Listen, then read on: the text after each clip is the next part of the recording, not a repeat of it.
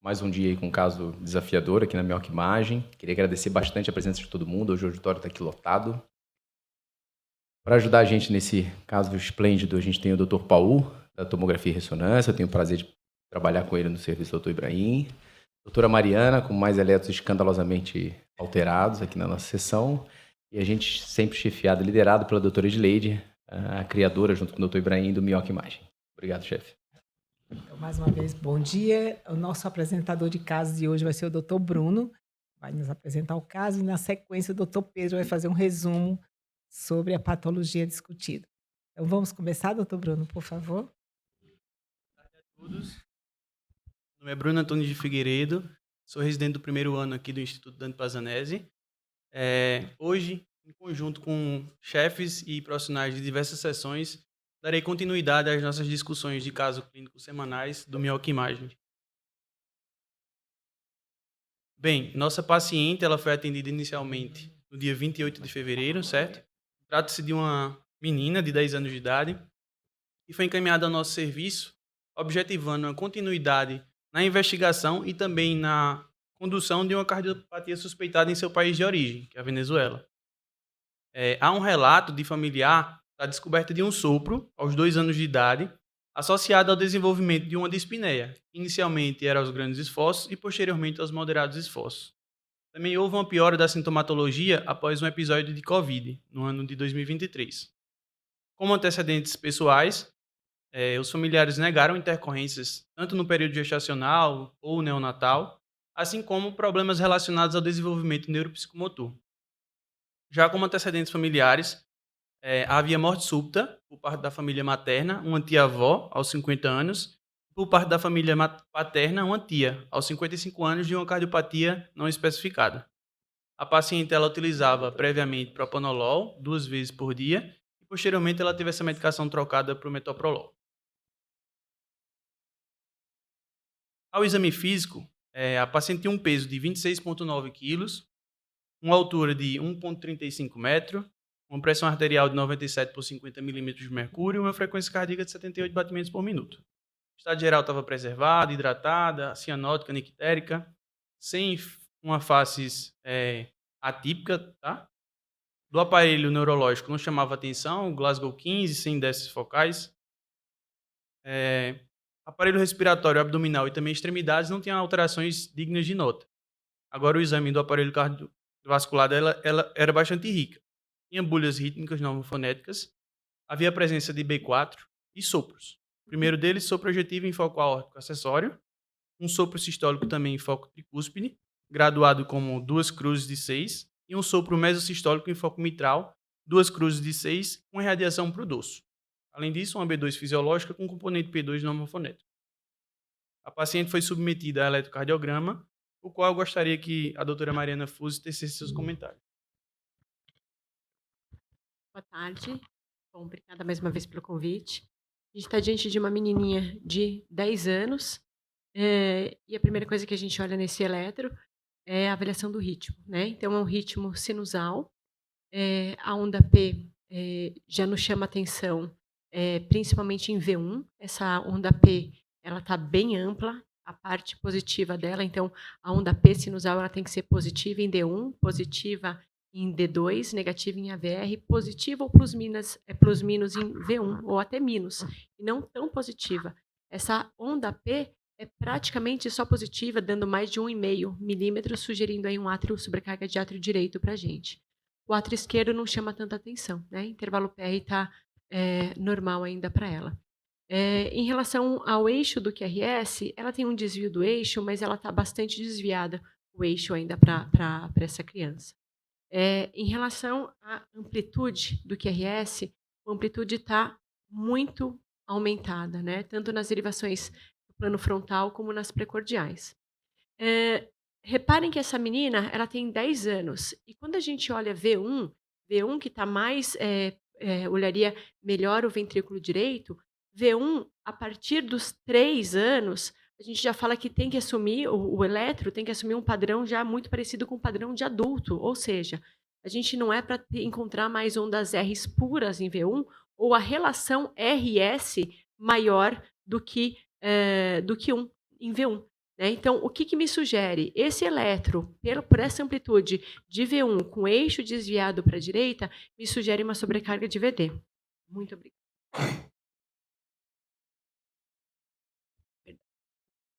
Então, muito R aqui em V1, né? Continuando nas outras derivações, a gente percebe que esse QRS é tão amplo, que fura o papel. A gente não tem ideia de onde começa e onde termina. Ela não está respeitando a delimitação feita pelo próprio PDF, né? Então, 10, 20, 30, pelo menos 40 de milivolts aqui, tá? Em relação à repolarização, ela tem uma onda T bastante até ampla, e o que chama atenção é o infradesnivelamento aqui. É normal a onda T ser negativa até 10 anos. A onda T juvenil aqui é V3, mas não infradesnivelada, tá? Então, por esse eletro, que a gente até tem a dificuldade de ver os outros complexos, é um ritmo sinusal com sobrecarga de átrio direito, com sobrecarga de ventrículo direito e sobrecarga até sugestivo de ventrículo esquerdo por causa da amplitude do sinal de Katz-Washtel, talvez. A gente tem algum outro eletro? Passa para mim, Bruno. Sim. Por favor. Essa daqui é a derivação de V2. Então, quando a gente consegue tirar as margens do PDF, é possível contar quantos de amplitude que ele tem aqui. Então, ele tem 10, 20, 30, 40, 50, 60 e ainda continua lá para baixo, tá? Então, o sinal de Katz-Washtel, ele foi descrito em 37. Aí, em 63, teve outro autor que ele corroborou isso. Então, amplitudes de QRS nas derivações precordiais intermediárias entre V2 e V4, maior que 50 milímetros, sugerem para a gente sobrecarga biventricular, tá? Então, essa menina é um ritmo sinusal, sobrecarga atrial direita, sobrecarga biventricular. Dando continuidade aqui às derivações precordiais, a gente tem o V3. Aí, V3 também, ó, 10, 20, 30, 40, 50, 60. Percebam que tem uma diferença da amplitude do QRS, tá? Esse eletro ele foi feito num aparelho mais antigo, de 240 Hz. A partir de faz pouco tempo, a Anvisa mudou, então a gente precisa... os aparelhos comercializados têm uma faixa de amostragem maior, então não tem tanta amplitude. Isso daqui é problema de filtro, tamanha amplitude do QRS dessa criança. É o aparelho tentando adequar as derivações dessa criança, mostrando uma sobrecarga biventricular. Mari, eu Oi. tô há 17 anos aqui, nunca vi isso aí desse tamanho. É comum em que doenças? Tito, comum em que doença? As congênitas, tá? Ventrículos Entendi. únicos, todos os o que a gente vê realmente é congênito, tá? E aí percebo aqui, volta para mim o primeiro no eletro de 12 derivações. Habitualmente a gente até vê, Tito, em V1, típico de sobrecarga de VD e muitas vezes em V6, muito mais típico de sobrecarga de VE. E nas intermediárias, essas voltagens mais amplas do Katz-Washtel, tá? É tão ampla esse QRS dessa criança que nem quando a gente abre no próprio sistema consegue contemplar o tamanho quando a gente coloca da derivação, tá? Então, é muito sobrecargas aí. Interessante que nesse de 12 derivações não dá uma ideia de ser tão grande a voltagem assim, né? Não, não.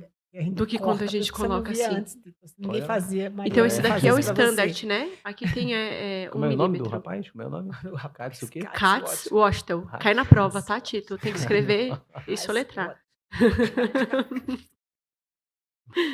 É isso, sobrecarga biventricular e átrio direito. Temos mais 3 derivações para análise, doutora. D1, D3 e AVF. D1, para mostrar que está bem desviado o eixo para a direita. Não seria normal ainda nessa criança ter um desvio tão importante para a direita. A gente considera aí menor que 120, ela está desviada além de mais 120 graus. D3, olha a amplitude, a alteração de repolarização e a amplitude do QRS dela é escandalosamente ampla, não é? É impressionante a amplitude do Mariana, eu queria comentar sobre as ondas Q em parede inferior, né? Então, D2, D3 e AVF, a gente vê essas ondas Q e é um critério de exclusão para você pensar em doença de Fabry.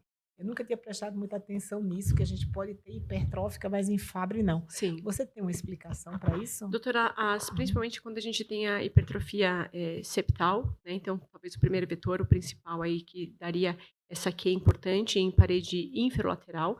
Então, o habitual que nós tenhamos são, principalmente em criança, a onda Q não ultrapassa 5 milímetros. Todas as vezes que nós pensamos em ondas Qs mais amplas, inclusive maiores que 5 milímetros, tem que chamar atenção na possibilidade de hipertrófica e hipertrofia septais também, ter predomínios, inclusive, de septo também. Tá? Ela não tinha o primeiro eletro, talvez, dela. Talvez se ela chama atenção aqui, em D3, né? Nas outras ela não chega a ter tanta onda Q, mas principalmente aí na parede inferior, maior do que 5 milímetros, ela está tendo. Obrigado, doutora. Dando continuidade, a paciente também foi submetida a uma radiografia de tórax. Gostaria do auxílio do Dr. Paulo. Bom, como sempre, começando pelos exames básicos, é sempre interessante começar sempre a analisar os estudos, né? Além do eletro, já mostra para a gente uma área cardíaca aumentada.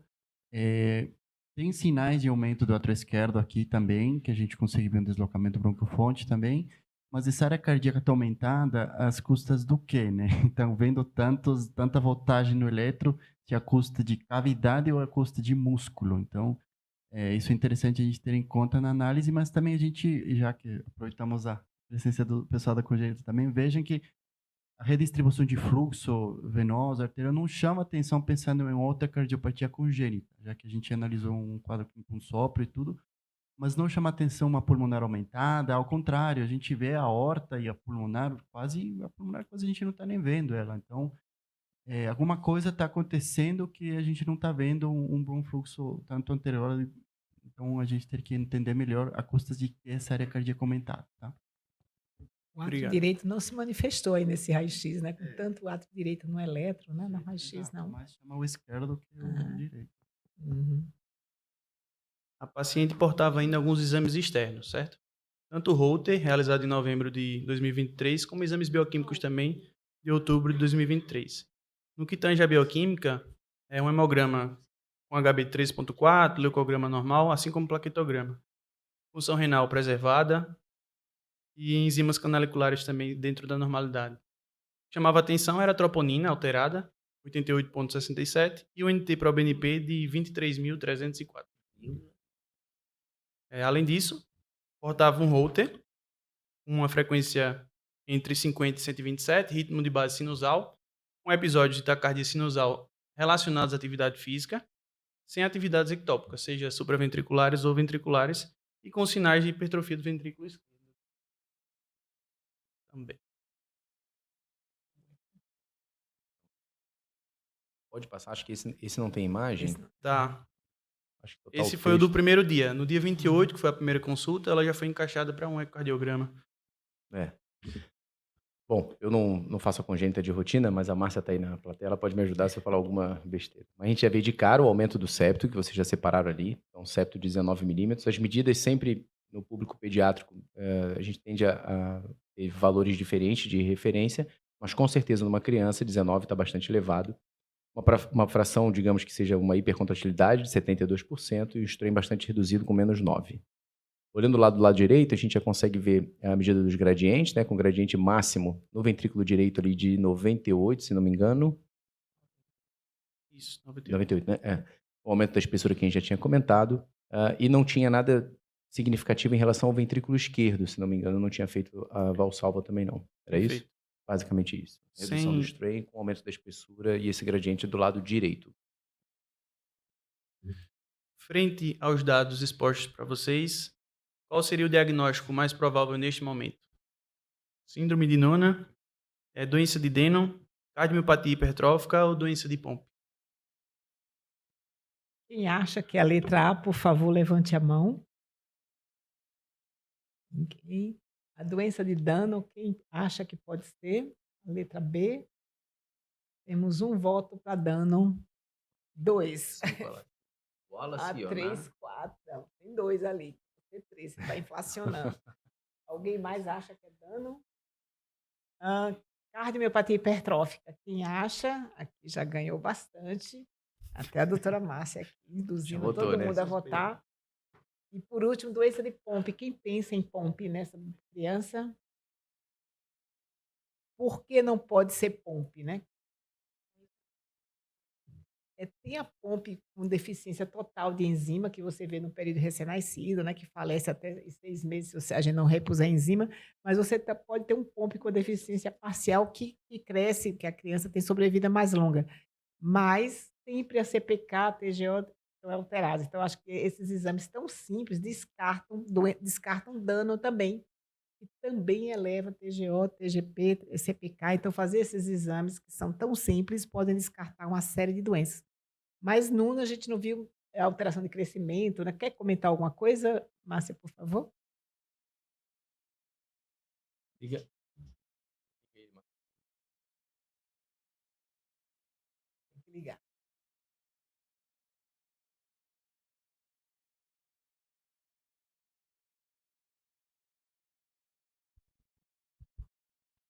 Só voltando um pouquinho no que eu ia comentar do raio-x, né? Você falou na cardiopatia congênita, geralmente a gente vai pensar em hiperfluxo pulmonar, então a gente viria aí uma área cardíaca ok, aumentada, mas uma trama vascular muito mais aumentada do que isso, né? E levando em consideração essa criança que chegou com uma história de cansaço, entra no nosso diagnóstico diferencial, apesar do sopro estar direcionando mais para alguma coisa obstrutiva. Com relação à síndrome de Noonan, é comum, assim, relativamente comum da gente pegar, são crianças que têm um desenvolvimento, pode ter retardo de crescimento, pode ter um pouco de déficit cognitivo, né? Mas elas têm uma característica muito típica, de uma face muito típica. A gente pode até não achar que não é Noonan, mas a gente desconfia quando olha, né? E pensando nessa evolução do caso, na ausculta cardíaca, não, eu não descartaria. Pode ser, sim, poderia ser um Noonan, por exemplo. Uhum. Ok.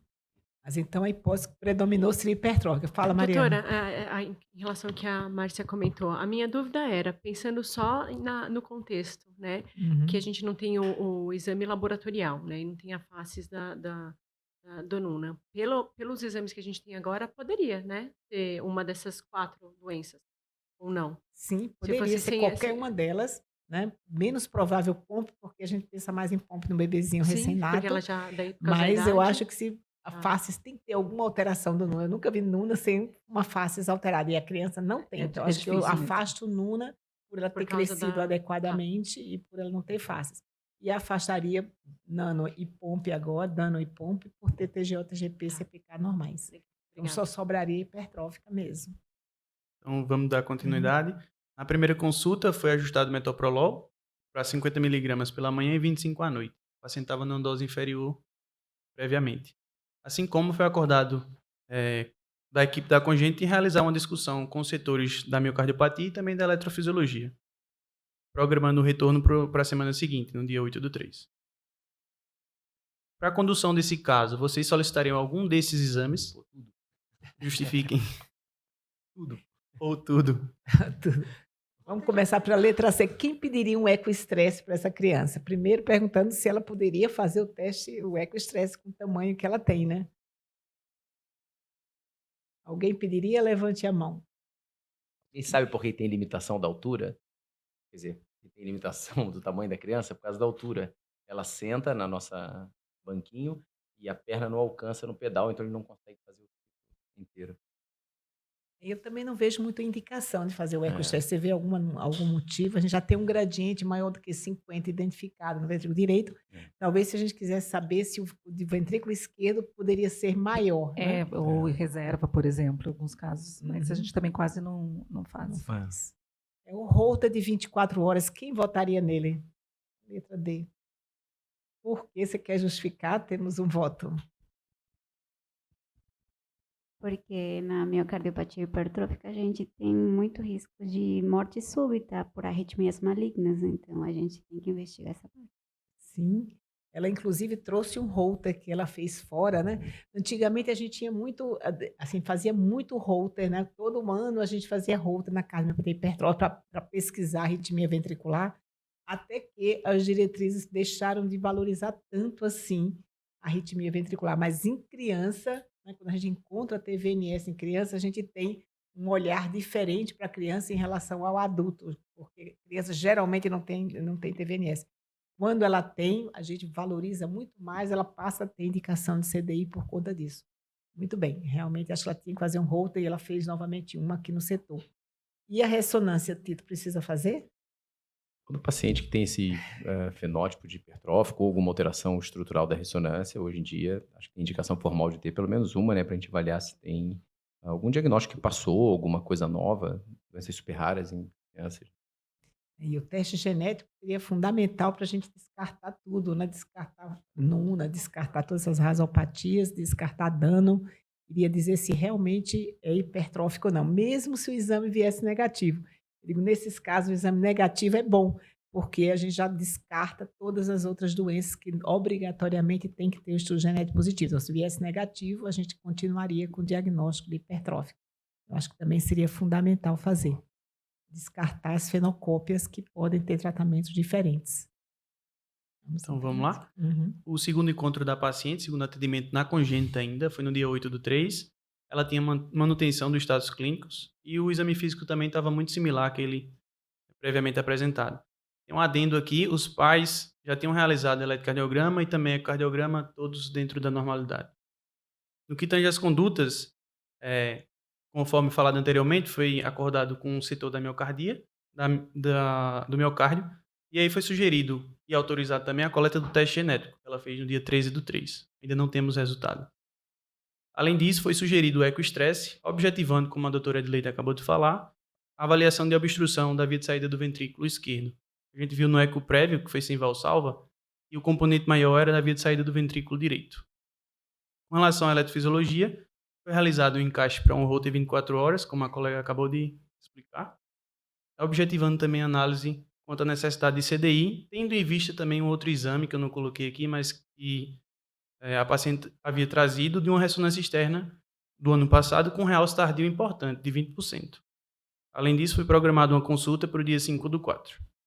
Nesse mesmo momento, houve a primeira contraindicação para a atividade física da paciente. Nenhum dos cardiologistas no país de origem havia orientado a mesma a não realizar atividade física. O Holter ele foi realizado no dia 9/3, dia subsequente, e aí era um ritmo sinusal, regular, um intervalo PR e complexo QRS também normais. Tinha ritmo atrial ectópico em alguns momentos da gravação, além de alteração inespecífica de repolarização ventricular. Não foram observadas pausas, nem arritmias ventriculares ou supraventriculares significativas. Posteriormente, a paciente foi novamente submetida a um ecocardiograma transtorácico, dessa vez com a manobra de valsalva, que o Dr. Tito vai nos apresentar. Pessoa.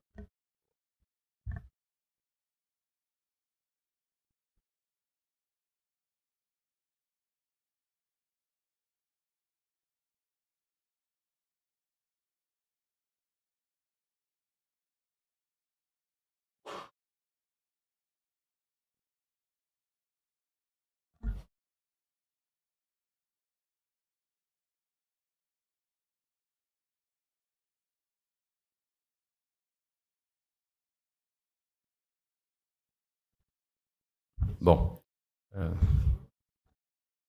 bom dia a todos. Agora as imagens um pouquinho diferentes do que a gente costuma trazer aqui. Essa imagem é um parasternal. Eu não estou conseguindo.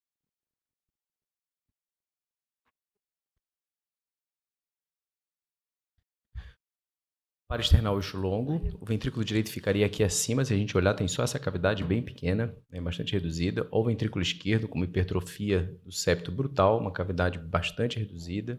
Hipertrofia também da parede lateral, né, da parede posterior. Válvula mitral e aqui a válvula aórtica. De cara já consegue dizer que não tem uma aceleração tão significativa aqui na via de saída e um refluxo mitral também bem pequeno.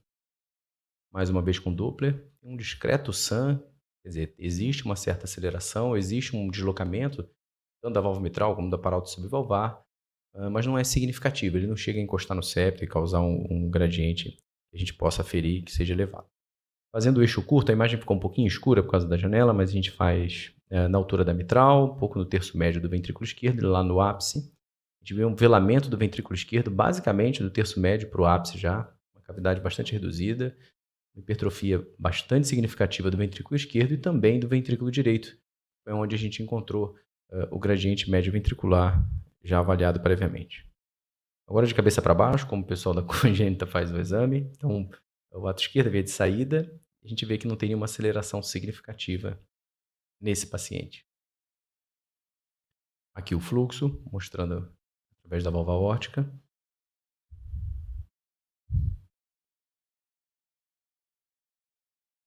Do lado direito também, nada significativo em relação à tricúspide. E a gente teve uma pressão sistólica ventricular direita aqui de 54, já também falada no outro laudo. E mostrando, passando do lado esquerdo para o direito, a via de saída de um e do outro, sem nada significativo na via de saída.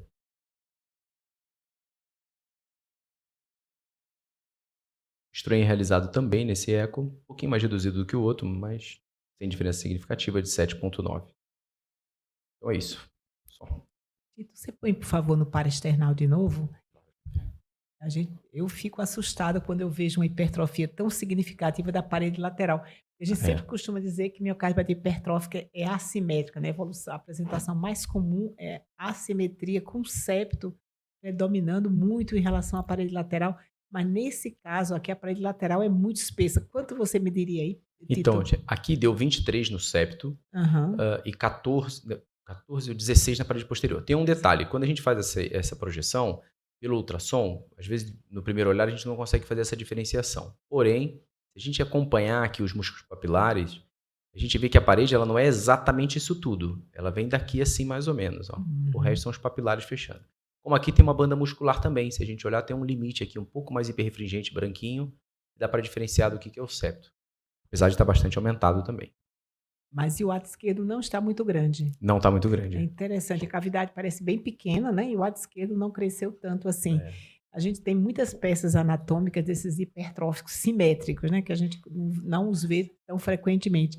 Mas são os pacientes que evoluem pior quando eles têm essa simetria em relação, em vez de assimetria.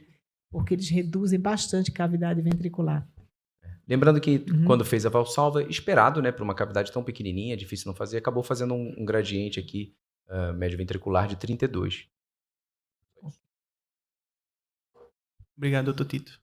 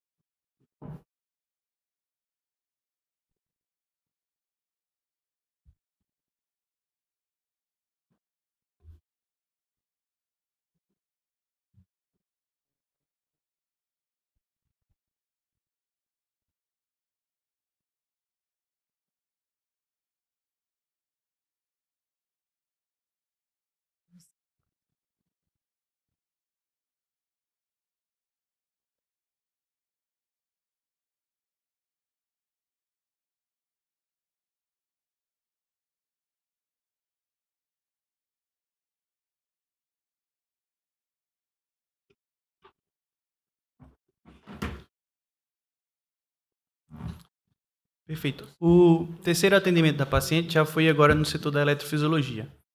Ela não relatava nem sintomas prévios como atuais, de tontura, síncope, palpitações ou detecção até de arritmias. O pessoal da eletrofisiologia encaixou uma ressonância magnética que foi realizada no próprio dia 5, objetivando avaliar tanto quanto ao diagnóstico, muito provavelmente de hipertrófica, quanto auxiliar na decisão quanto à ablação / miomectomia cirúrgica. Em relação à indicação do CDI, foi utilizada a calculadora americana e a paciente tinha um baixo risco para morte súbita em 5 anos. Então, neste momento, não foi indicado o CDI. E a paciente recebeu alta, neste momento, também da eletrofisiologia. Convido agora o Dr. Paulo para fazer algumas ponderações acerca da ressonância cardíaca. Obrigado pelo convite, sempre um prazer compartilhar com todos vocês. Bom, eletro escandaloso, eco escandaloso, agora vamos ver a ressonância. Né? Escandaloso também, pô. Então, a gente sempre começa essa aquisição em uma varredura crânio-caudal, que ajuda a programação dos cortes na ressonância. Já chama muita atenção que essa área cardíaca que a gente tinha visto no raio-x é a custas de músculo, né? A gente vê que não tem um remodelamento significativo, também nos vasos supraórticos, nas pulmonares, não tem nada aumentado, enquanto o que mais chama atenção é a espessura miocárdica mesmo. Esse cine em 2 câmeras do lado esquerdo e o cine em 4 câmeras do lado direito, a gente percebe claramente que esse aumento expressivo da espessura fica muito mais expressivo no septo interventricular. Ele pega, inclusive, deixa eu colocar a caneta. Ele pega, inclusive, a porção apical do ventrículo direito. O Tito já tinha comentado sobre isso também. E a gente vê que os átrios não chamam muito atenção, tá? Eu entendo, inclusive, pelo gradiente, tudo que a pré-carga e a pós-carga desse paciente já vinha sido muito prejudicada. Então, outra coisa que a gente consegue observar é esse aumento da espessura no músculo papilar. E essas imagens aqui mais brancas que a gente percebe, isso é nada mais do que criptas. Então, toda essa formação, essa alteração morfofuncional, que não é só a espessura, já vai andando para a gente uma dica, dando uma dica para pensar em talvez uma hipótese diagnóstica. Embora esse aumento expressivo da espessura miocárdica tenha algumas outras fenocópias, como a gente vai discutir mais para frente. Como a gente já tinha comentado, esse gradiente de aceleração na via de saída do ventrículo direito acabou sendo documentado também pela ressonância magnética. Então, eu fiz aqui um corte demonstrando onde que foi realizada essa imagem de cine, para demonstrar para vocês que esse jato que a gente observa como uma imagem preta, justamente porque os pulsos de radiofrequência e o campo magnético, essa imagem é tão rápida que perde o sinal e a gente acaba vendo essa imagem preta. Então, isso é uma aceleração de fluxo que acabou sendo muito mais significativa na via de saída do ventrículo direito. Para quem não está habituado com essa imagem, aqui é a artéria pulmonar, esse é um plano valvar pulmonar, e esse é a via de saída do ventrículo direito. Como vocês veem, que até a crista supraventricular é muito aumentada a espessura, e com essa fisiologia de uma cavidade reduzida, acaba aumentando esse gradiente intraventricular também do lado direito. Tá? Esse cine em eixo curto, essa imagem onde a gente faz o cálculo da fração de ejeção, porção apical lá em cima e porção basal lá embaixo. Então, nos primeiros cortes, a gente quase não consegue nem definir o espaço e a cavidade de ambos os ventrículos, denotando e confirmando assim esse acometimento biventricular. As estruturas, banda moderadora, crista supraventricular, todas são hipertrofiadas. Vejam só a cavidade do ventrículo direito, quanto que ela ficou. Tá? Vejam aqui a hipertrofia do músculo papilar, como acaba sendo muito mais notória, e também essa imagem de criptas, que conformam assim, características muito interessantes quando a gente fala, sobretudo, de cardiomiopatia hipertrófica, e além das alterações de espessura, costuma ter também um aumento na intensidade de criptas, hipertrofia papilar, movimento sistólico anterior anômalo, folheto anterior elongado da válvula mitral. Então, todas essas informações são muito relevantes quando a gente investiga uma fenocópia. A gente faz a injeção de contraste e chega na imagem do realce tardio. E umas ponderações em relação à quantificação do realce tardio, o valor prognóstico e os valores que o Tito muito bem já sabe mais do que muita gente aqui que fez parte de alguns trabalhos, o valor foi estimado em 15, mas como que chegou nesse número? Esse número foi validado em um parâmetro específico com a avaliação por software semi-quantitativo pela avaliação de 2 a 3 desvio padrão. Então, essa é a máquina, o software faz a quantificação, obviamente tem que ter o olho humano para corrigir. E isso tem que salientar a importância do olho humano, que ainda a gente não vai perder o emprego. Ele sempre precisa ficar atento a essa quantificação, que na verdade esse desvio padrão é muito interessante, que foi inclusive validado com isso. Então, no laudo prévio, tem que ter em conta qual método foi feito para quantificar. Não está escrito. Pela nossa quantificação e o nosso software, não acabou batendo tanto essa quantificação de 20% com essa quantificação que a gente fez. Quantificação, se vocês veem essa fibrose, acaba tendo uma imagem mais branca, mas vocês veem que ainda tem muita porção preta e não deve ser confundida com áreas de aumento de trabeculação, que às vezes o software pega por engano. Então, por isso que o olho humano sempre tem que estar atento a esses detalhes e não acabar pegando e quantificando áreas que não são fibrose e sim cavidade. Então, para a gente, a quantificação de fibrose foi estimada baixa, foi estimada em 3%. Muito embora tenha uma quantidade expressiva de músculo para essa quantificação de fibrose, que com certeza não é pouca, né? Nessa imagem eixo longo, a gente percebe com mais claridade. Vejam só como essa trabeculação na porção apical pode simular, sim, uma presença de realce. Mas o realce é essa área que a gente vê no septo, que acabou respeitando os segmentos mais de hipertrofia. Portanto, essa quantificação de fibrose é muito interessante, tomar em conta aquelas ponderações. A avaliação da ressonância magnética não fica presa só no realce. Vocês vão ver mais para frente, a gente vê também sequências que não são visíveis a olho nu. São imagens quantitativas para avaliar a fibrose que está por volta dessas áreas com fibrose. Nesse caso, o mapa T1 mostra um valor aumentado, denotando esse aumento do espaço extracelular nesse paciente, né? O volume extracelular é o cálculo que a gente faz com uma imagem sem contraste, pós-contraste, consegue ter alterado em algumas patologias. Clássica amiloidose, que dá valores muito elevados, muito embora não seja o ponto de discussão agora, mas também valores baixos de mapa T1 acabam sendo muito mais sugestivos de doenças de Fabry, tá? Sem tomar em conta os outros diagnósticos diferenciais de mapa T1 baixo, como a gente sabe, hemocromatose, depósito de gordura.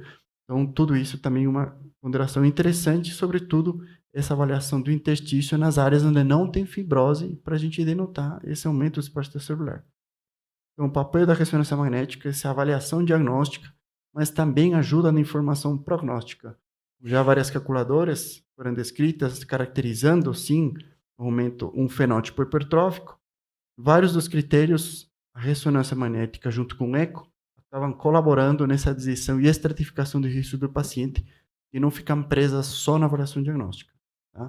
Vários fenótipos, várias alterações morfofuncionais são importantes, inclusive para diferenciar de outras doenças. Isso a gente, quando viu esse exame, estávamos discutindo com o Deise e o Dr. Ibrahim, lembrou um aumento de espessura e o rabdomioma frequente em crianças. E a ressonância consegue diferenciar muito fácil isso, e muito embora esse acometimento seja um pouco mais focal e não seja tão intenso e acometendo ambos os ventrículos. A sequência de perfusão fica totalmente preta. Então, várias ferramentas ajudam a gente ter uma acurácia diagnóstica, ajudar no diagnóstico e ajudar no prognóstico. Tá?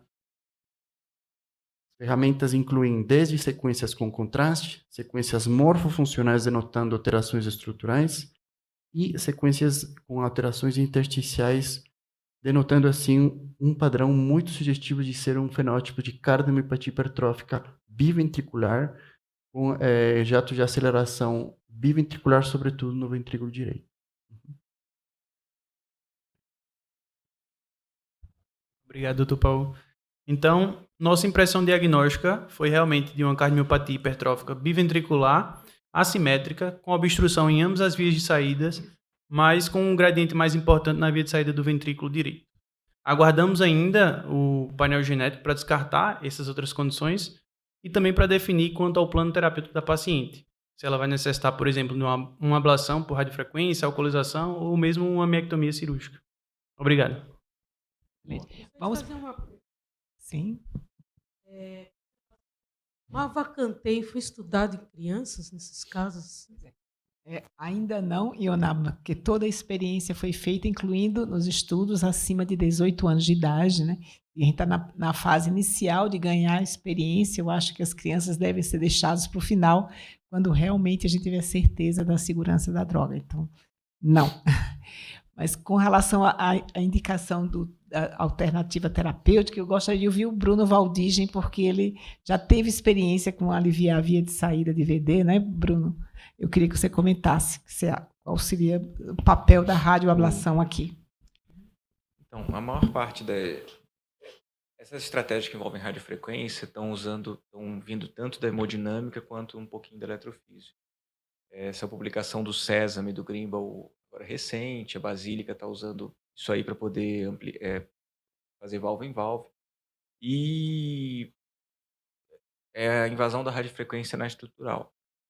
A gente já tem alguma experiência com radiofrequência em ventrículo esquerdo, para ampliação de via de saída, e você tem até reprodutibilidade disso, tem um trabalho da Mayo Clinic para ampliação de área de via de saída, para colocar válvula em MEC. Em VD, na verdade, não sei se a gente tem casos prévios de ampliação de via de saída de VD. Eu conversei com o Cícero hoje mais cedo, acho que é pena que ele não pode estar aqui por conta do... Bom, ele está em campo agora. Ele falou em relação a essa criança que a estratégia cirúrgica provavelmente seria uma ampliação da via de saída de VD com um PET de pericárdio bovino. Seria uma ventriculotomia, colocar o PET para aumentar a área, o volume disponível da via de saída, e com isso diminuir esse gradiente. Também vai conseguir oferecer um pouquinho mais de espaço no VD da criança. A ablação, ela vai fazer uma lesão focada, geralmente de uns 8 milímetros de espessura, e com isso esses 2 milímetros vão retrair, devem tirar uns 2, 3 milímetros, que parece pouco, mas é bastante coisa. Então, em relação ao gradiente, talvez a ablação ajude. Não sei a médio prazo se essa criança vai sentir falta de um volume maior do VD, de uma área disponível maior do VD. Então, não sei se, assim, acho que para uma estratégia pouco invasiva, a ablação, eu acredito que funciona. Estou bem tranquilo em relação à segurança do processo.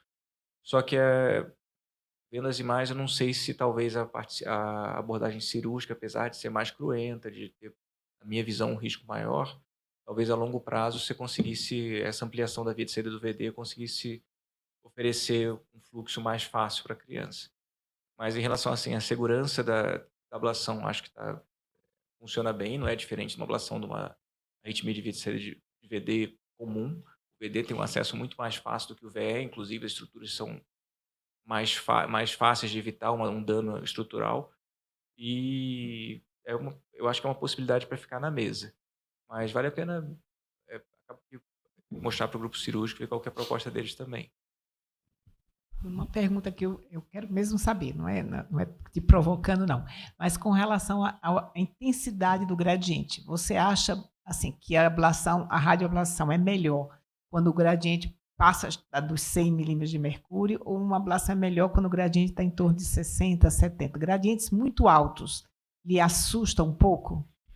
Acho que o gradiente mais alto que a gente pegou em sala foi 212 milímetros.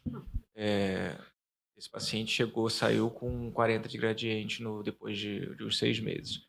Teve uma outra com 160, que chegou em 15, e tem pensando em criança, que é o contexto daqui, tem aquela de 7 anos que um ano depois está com 15 de gradiente. Começou com 140 com 5 pós uma ressecção sem sucesso da via de saída.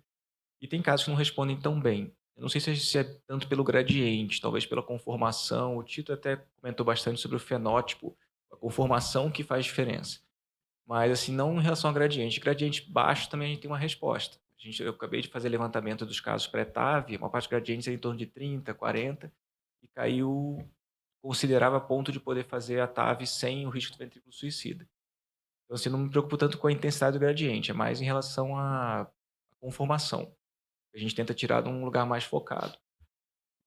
Bruno, eu queria fazer uma pergunta para você. Depois de ter olhado essa ressonância, pensando em perspectiva tratamento, me preocupou muito esse tamanho da cavidade do ventrículo direito. Não sei se para você a manipulação de material dentro de uma cavidade tão pequena, o ventrículo esquerdo eu entendo que tem mais espaço, mas o ventrículo direito me preocupa bastante pelas imagens. Então, você acha que isso seria um problema? Então, eu acho que o problema não é só a manipulação do catéter. Isso aí até porque o ventrículo esquerdo, apesar de ter uma cavidade que costuma ser maior, não tanto nos nossos casos, você acompanhou uma parte deles, acaba que a gente tem risco de dano a estruturas mais nobres. Na cavidade esquerda, você tem risco de papilar, inserção das cordoalhas no papilar. É muito fácil enganchar um catéter no aparato mitral. E a própria saída de cúspide e coronária torna o ventrículo esquerdo um ambiente muito mais hostil para o eletrofisiologista do que o VD. O VD tem os folhetos septais que são bem apoiados, a inserção da cordoalha é bem breve, ela encurta e ela encaixa muito fácil nas paredes. E parede livre não tem uma estrutura muito hostil à manipulação do catéter.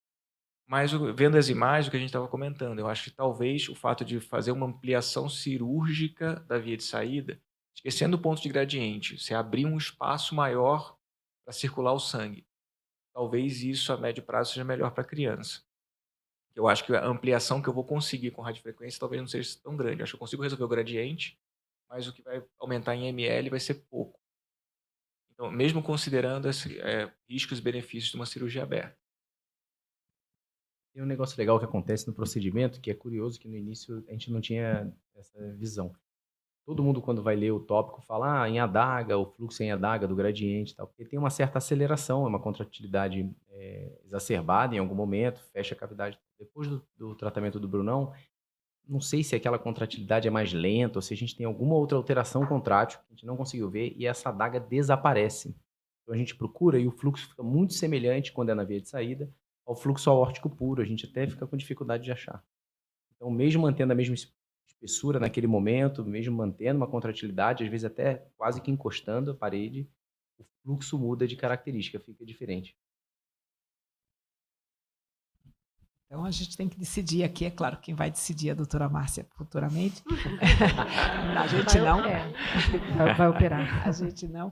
Mas a miectomia, quando bem feita, eu tenho experiência de alguns pacientes que fizeram miectomia de 30 anos atrás de miectomia, que tiveram uma expectativa de vida tão boa a longo prazo.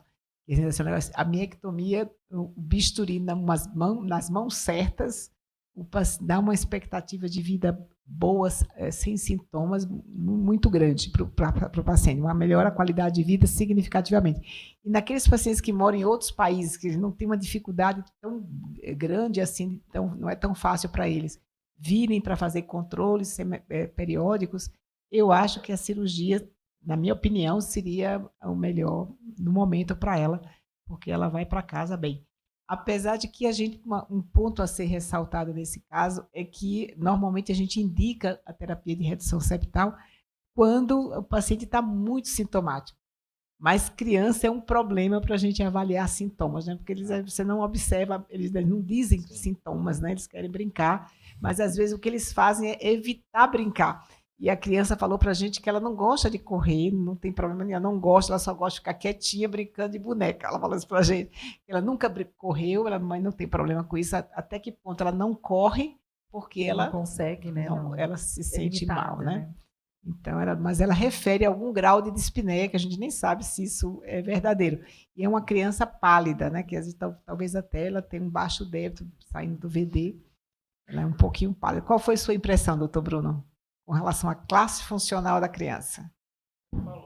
É bastante complexo para avaliar a criança, né? Tem esse outro ponto aí da brincadeira em si, que ela meio que se limita. A gente não sabe se a limitação é por um querer ou se é da doença em si. Mas eu acho que ela tem sim dispneia, pelo menos aos moderados esforços, com uma referência também dos familiares. E eu acho que seria válido essa abordagem, ou cirúrgica ou pela ablação. Acho que a paciente necessitaria realmente de uma intervenção. Teste cardiopulmonar, Márcia, o que você acha para avaliar a classe funcional dela?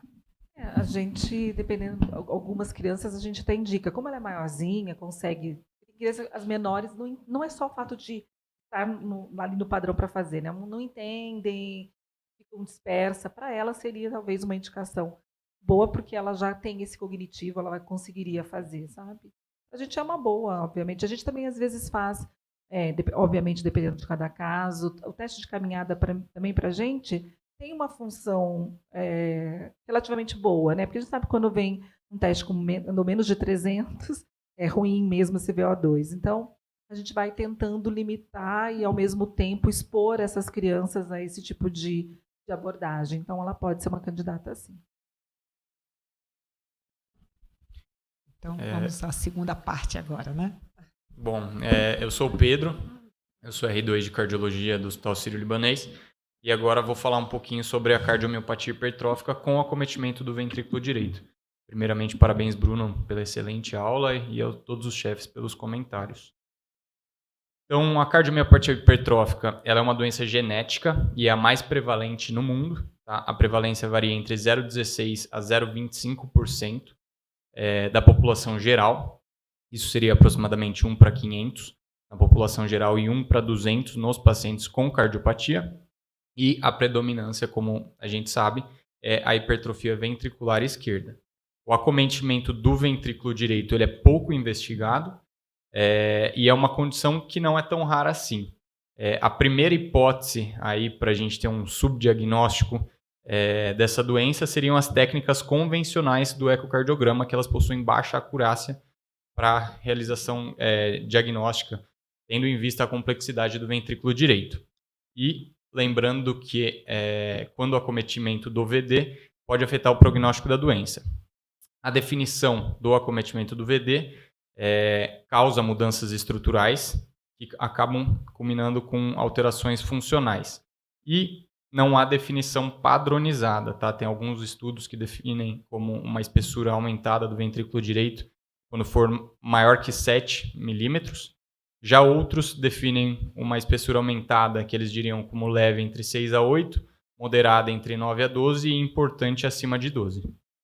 Em relação à epidemiologia, ela varia conforme o critério e o método diagnóstico utilizado. A hipertrofia ventricular direita é relativamente rara e de todos os pacientes com CMH a prevalência é de 1,3%. O padrão de hipertrofia ele é variado também, podendo ser apical, médio septal, basal ou da parede livre do ventrículo direito. E em relação à obstrução, a incidência de casos considerados obstrutivos, como a gente tem poucos dados na literatura, varia entre 15% a 92%. Então, varia bastante aí, né? E segundo estudos com cateterismo cardíaco direito. Os principais locais de obstrução vão ser via de saída do ventrículo direito, assim como da paciente em questão, ápice e médio basal. E o gradiente tem referências que dizem que um gradiente considerado como obstrutivo seria a partir de 25 milímetros de mercúrio, outras referências a partir de 16 milímetros de mercúrio. É mais comumente encontrados em crianças e adultos jovens por 2 motivos. O primeiro seria porque com o crescimento e envelhecimento do coração, geralmente essa obstrução tende a se resolver, ou caso seja uma obstrução biventricular, geralmente esses pacientes acabam tendo uma morte súbita precoce. Então, por isso que a gente encontra mais em crianças e adultos jovens. E a maioria dos casos está associado com obstrução do ventrículo esquerdo. Em relação à fisiopatologia é incerta, mas achados histológicos observam desarranjo e fibrose dos miócitos, sendo similar então à patogênese da hipertrofia ventricular esquerda, e os genes mais comumente observados são MYH7, TTN e MYBPC3. E vale lembrar que na maioria dos casos os pacientes apresentam mais de uma mutação, tá? O que confere um pior prognóstico também. Esses pacientes possuem um comprometimento então do ventrículo direito, sendo não apenas estrutural, mas também funcional.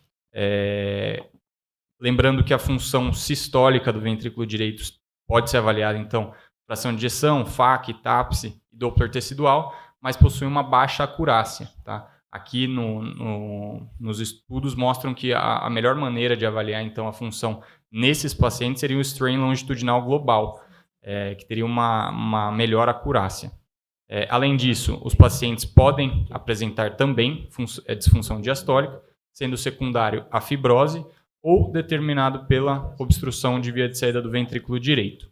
Isso vai culminar, então, numa elevação da pressão de enchimento final do ventrículo direito e, por consequência, congestão venosa e sinais e sintomas de insuficiência cardíaca. Em relação à clínica desses pacientes,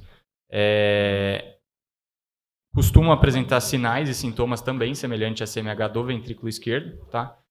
Esses pacientes costumam ter uma elevada incidência de arritmia, sendo 70% supraventriculares e 47% ventriculares, e eles possuem um risco aumentado de morte súbita cardíaca, tanto pela alta incidência de arritmias ventriculares, quanto pela quantidade de genes associados à doença. Além disso, outros sintomas que os pacientes podem apresentar vai ser dispneia e tromboembolismo pulmonar. Lembrar que quanto mais obstrutivo, eles tendem a ser mais sintomáticos, assim como a gente fala quando é acometimento do ventrículo esquerdo. Lembrar então da terapêutica, a gente ainda é bastante discutível em relação à terapêutica, mas atualmente a gente subdivide em 2 pontos que a gente tem que prestar bastante atenção. Então, nos pacientes sintomáticos, que geralmente tem essa hipertrofia ventricular direita, O tratamento atualmente de escolha seria o tratamento cirúrgico. Existe também stent da via de saída do ventrículo direito e até a alcoolização do ramo do cone da coronária direita. Tá? Outra coisa que a gente precisa avaliar nesses pacientes é a profilaxia de morte súbita cardíaca. Fatores de risco quantitativo e qualitativo para o aumento do risco de morte súbita. Esses pacientes eles têm 3 potenciais mecanismos para um aumento do risco de morte súbita. Então, a alta prevalência de arritmias ventriculares, como eu havia falado, a elevada porcentagem de fibrose miocárdica, ela inicialmente era 20, mas depois aqui na ressonância a gente viu que era bem menos do que isso, e o acúmulo de mais de uma mutação também confere mecanismos aí que se associam a uma morte súbita cardíaca. Lembrar que esses pacientes, apesar de não contemplado nas diretrizes, nas calculadoras de risco de morte súbita, eles têm um risco bastante elevado também. Bom, é isso. Márcia, deixa eu fazer uma pergunta. O Paulo, quando faz a tomografia, a gente procura ver os septais, por exemplo, para alcoolização, né? Eles pedem a medida. Várias vezes a gente tem 2, às vezes 3, mas comumente 2 septais bastante significativos que podem até contraindicar o procedimento, que você pode ter uma lesão maior. Ali eu li ramo do cone. Você, assim, particularmente, já viu alguém fazer essa alcoolização do ramo do cone? Não. Particularmente assim, deve ser algo bem difícil, né? Eu nunca tinha visto. Não, nunca vi também. A gente fica sempre querendo proteger os pacientes de morte súbita, né? Mas a gente vê que esses pacientes, desse jeito como ela, dificilmente vão sobreviver, mesmo se tiverem um CDI implantado, quando eles têm um VD tão importantemente hipertrofiado, como é o caso. Mas eu acho que a gente tem que tratá-lo, é claro, fazer o que a gente pode fazer. Mas queria parabenizar os dois, apresentaram muito bem o caso, tanto o caso como a discussão, e agradecer a presença de todos, a participação e uma boa semana.